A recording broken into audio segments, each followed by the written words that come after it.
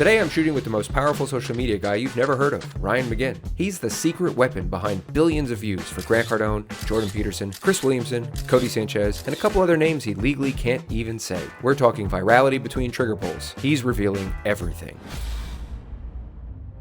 Who's the most famous person you've worked with that you can actually talk about? Now it's live, it's good to go. And you're empty. Did I hit it? Did I hit it? What I say to people is like, you're already gonna be great. And that's the kind of type of clients we look for. I look for people that you're gonna do this on your own. We're just gonna do a lot faster for you. And that's my pitch. It looks cool and you look like a badass. And the rule number one, look cool. All right, shooter ready? Oh, 6 rounds, not 10.